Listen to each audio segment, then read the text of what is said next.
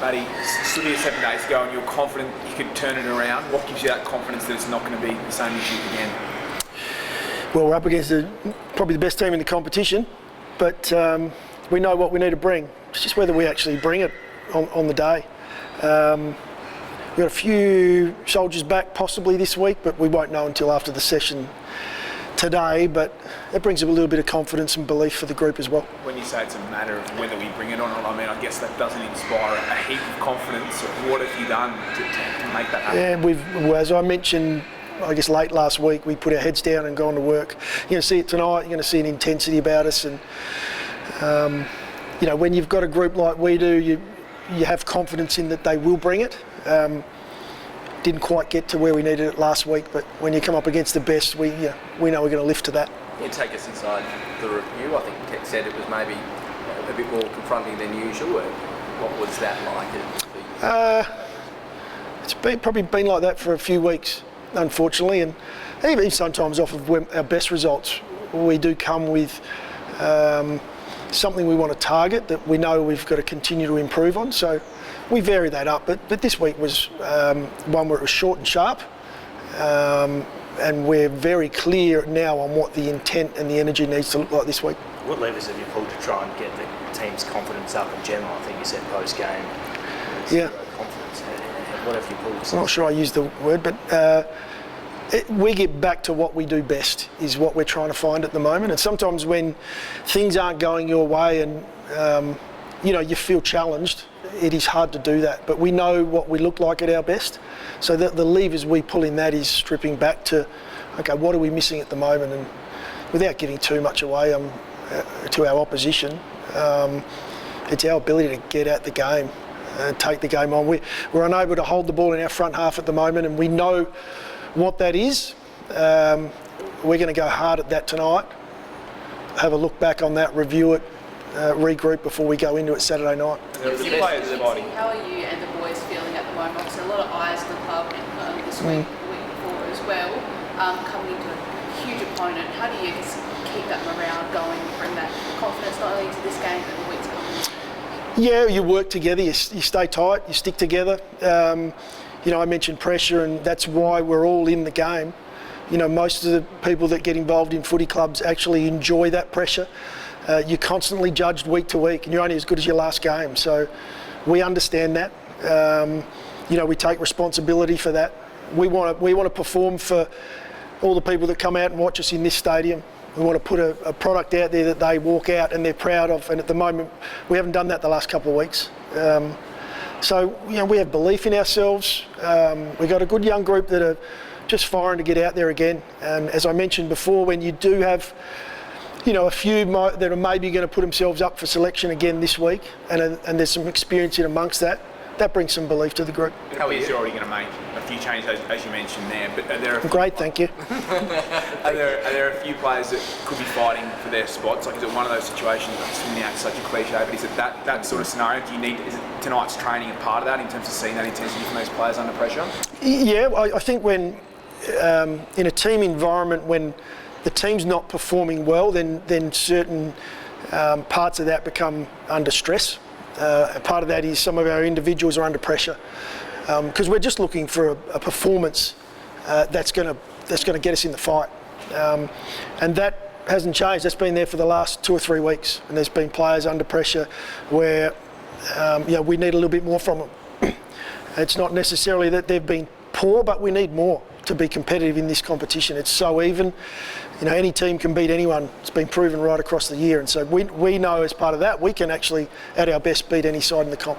We're going to make selections in and around that. So yes, there's pressure there on everyone.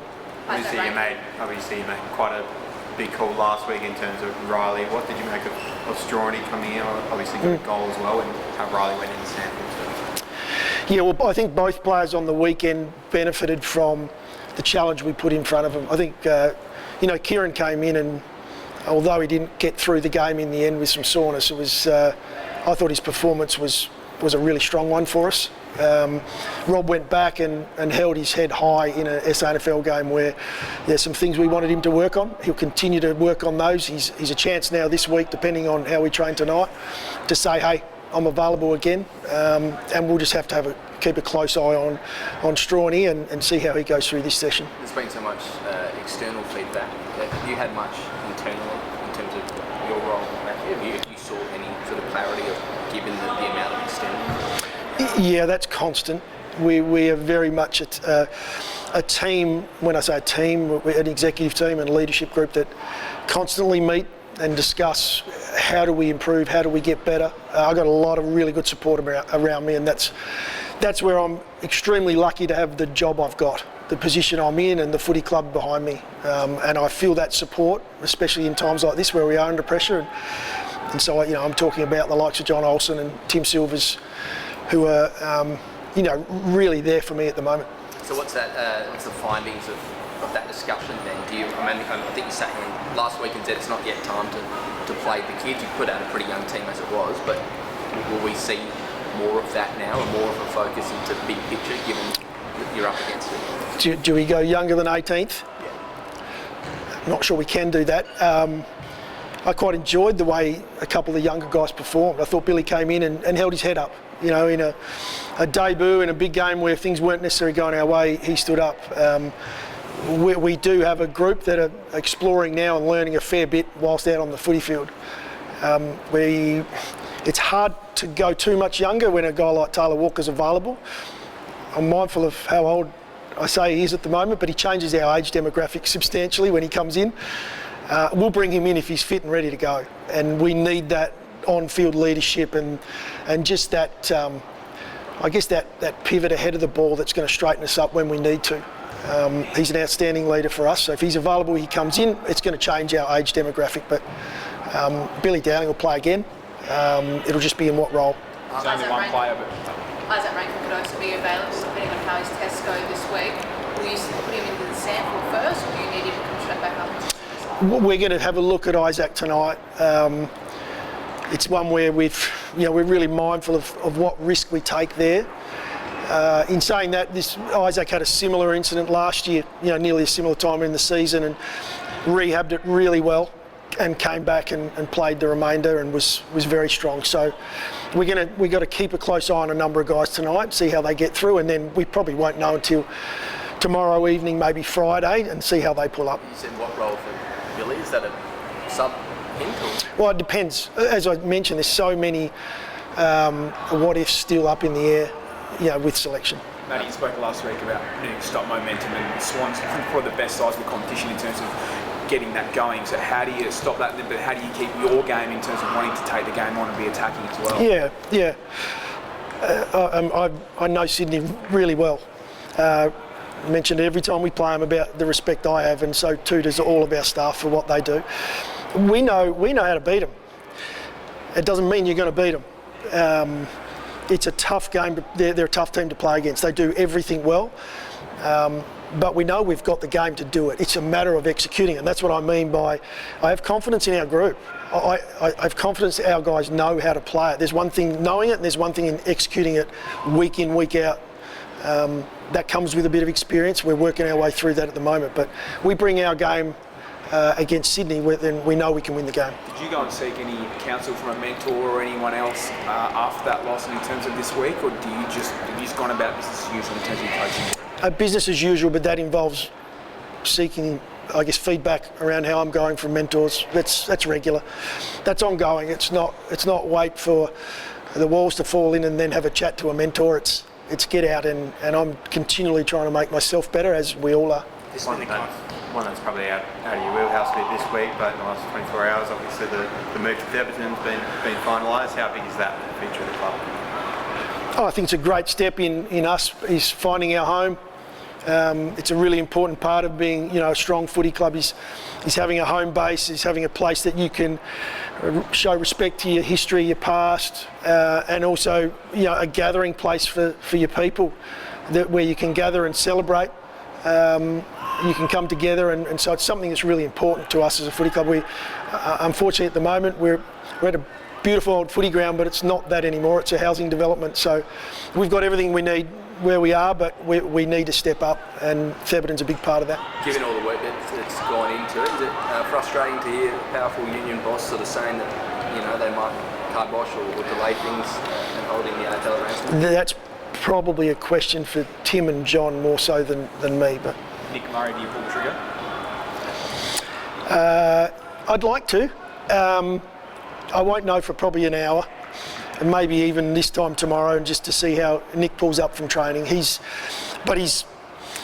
hand's up, and he's played now 2 weeks. He looked fantastic in the SANFL last week. He's done such a lot of work. We'd love to bring him in. We just want to get it right. Last couple of guys, do you think you'll know in the first 5 minutes whether you're on? Do you think you'll sit in the coaching box and you can tell straight away we're up for the fight, how work's paid off for the week? Yeah, it's not only the first 5. It's whether we're able to get the game on our terms, and it's going to be a really, really tough week for that because we know how good our opposition are. They've got a midfield that's quite potent, and they mix it up through there, so we know our work's cut out for us. But it won't necessarily be after 5 minutes the game's done. We'll continue to come back to what we believe this game needs to look like, but it's going to be a challenge. It's been the kind of game that you have been able to get up for when you have been the underdogs. I'm thinking Carlton and Adelaide, some of your narrow losses last year. Why has that been? Do you think that you've been able to bring it sometimes against the absolute best as opposed to teams? Yeah, I'm mindful of there isn't a lot of difference between the top 4 sides and the bottom 4.